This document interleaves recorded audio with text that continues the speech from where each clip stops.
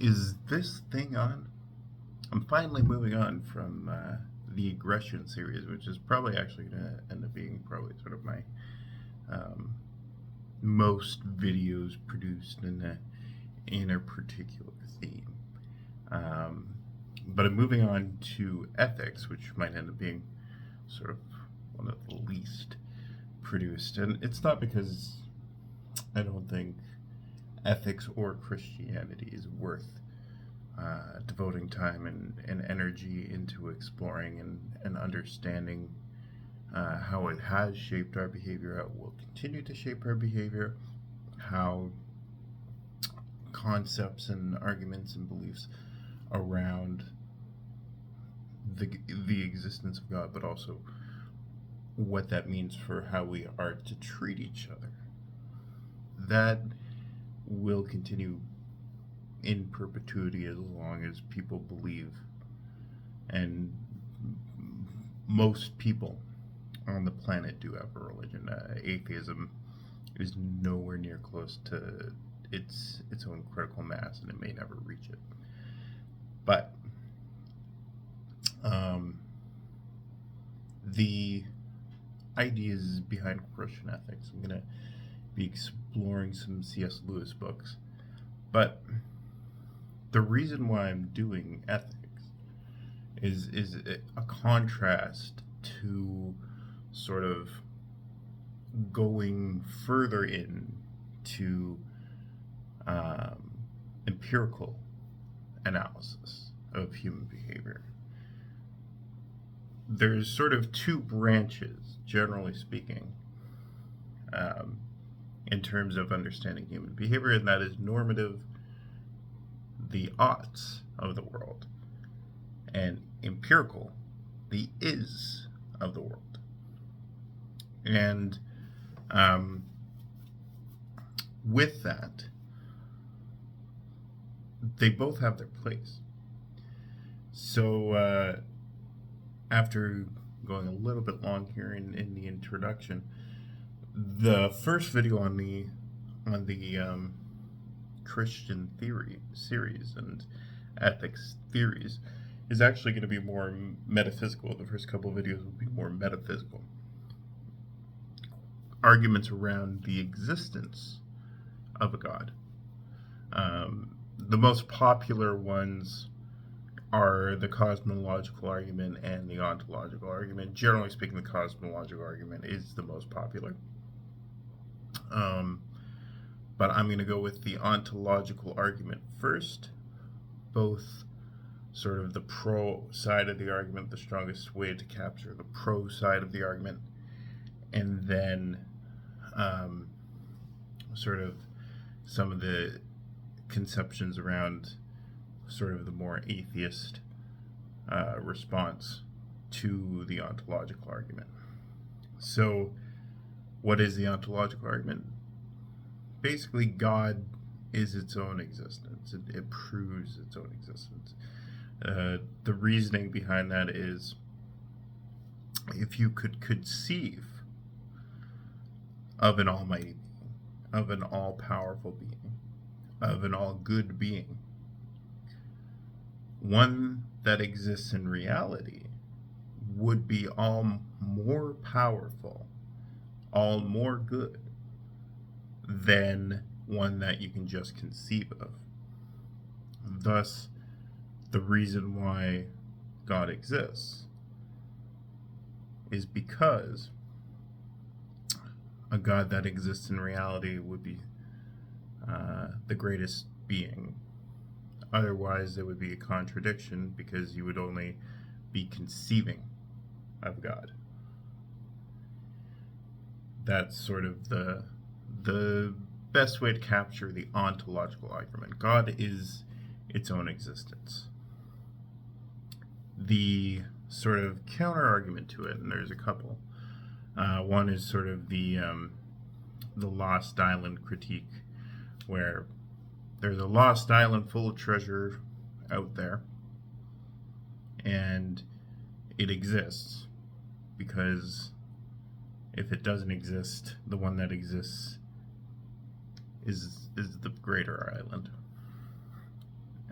So there's the Lost Island reframe, but the more common sort of falls in line with Immanuel Kant, who argues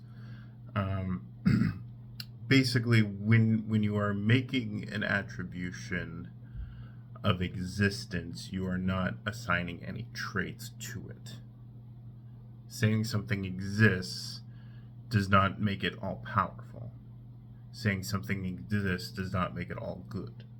Saying something exists does not make it all knowing.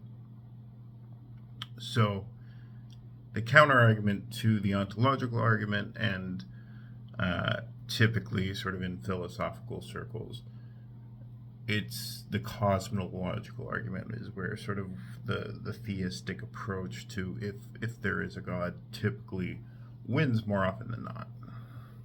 But in the ontological argument, it's more sort of the atheistic approach in pure logic. Because when you say something exists, you're not making any more statements beyond it. So when you're saying, me, I exist, it's not saying anything about me. It's just saying that I exist. And fundamentally, that is what is the ontological argument. God is his own existence. Because if you can only conceive of an all-knowing, all-powerful, all-good being, then the one that exists in reality to them would be greater than such being. So those are sort of the strong comments on the very definition of God proves its own existence, which sort of is responded to. Existence is not sort of a way to distribute or describe traits. The trait itself is just it.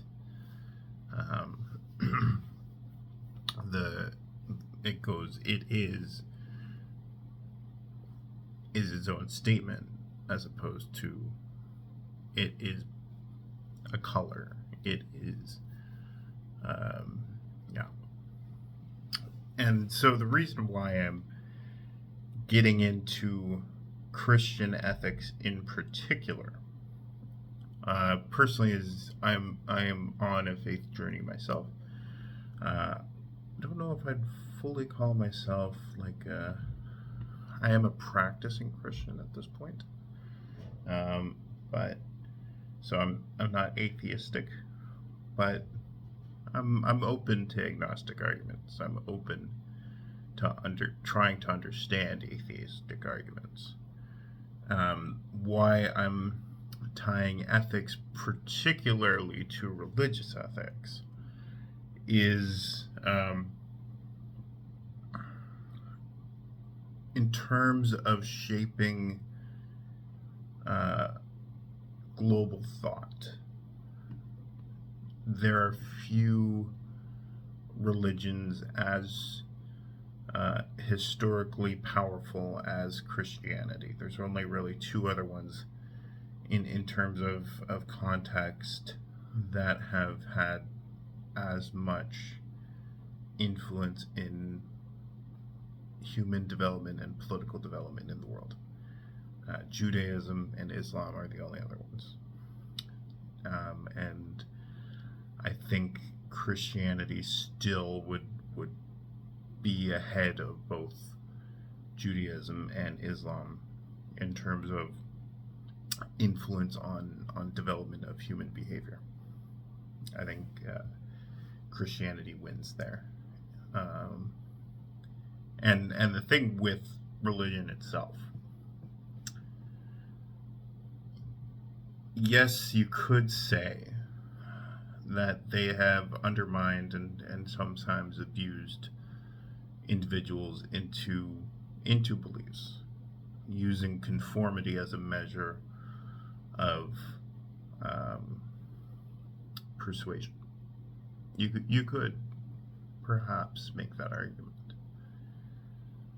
But at the end of the day, too, part of the reasons why these faiths are such strong institutions. These institutions are basically longer lasting than some of the governments in world history, is because it has helped people understand their lives a lot better than other forms of institutions. Now, they might be on their way out. We'll never truly know. But religion has its place in trying to help people become more social and build social communities. And sometimes it's done that negatively, but sometimes it's also done it really positively. Some of the first hospitals in the world were opened by Christians. Some of the first universities in the world were opened by Christians. Some of the first orphanages in the world were opened by Christians. The abolitionist movements were largely predominantly Christian. So, yes, there have been also abuses, but there's also been lots of good to come out of religion as well. Definitely want to say thank you so much for your time. I appreciate you watching. Feel free to share your thoughts in the comments below, and I'll see you in the next one.